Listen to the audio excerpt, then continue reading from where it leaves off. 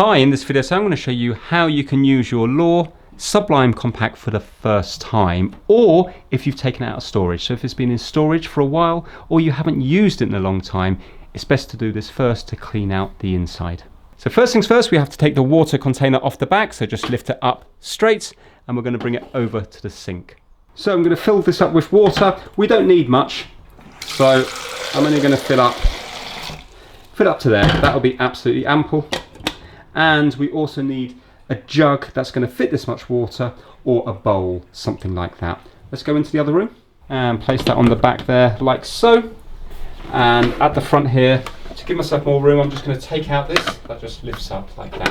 And I'm going to place this underneath the two, not one, but both nozzles there, and we're going to plug this in.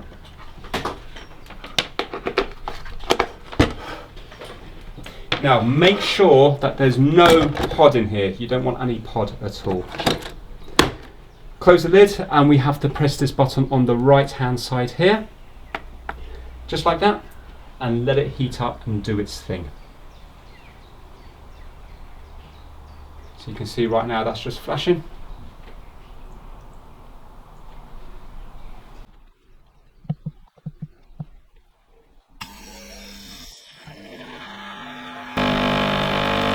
See hot water's coming out the front now.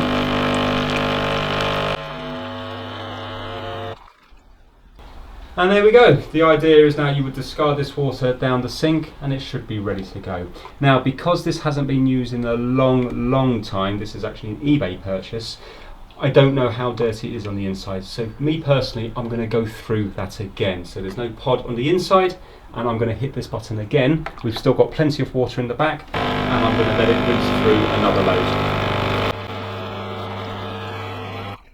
So you can see even after two goes, we're only just over 200 millilitres. So it looks like it's about 110 millilitres per rinse that you do. There we go. So the lights are off at the back.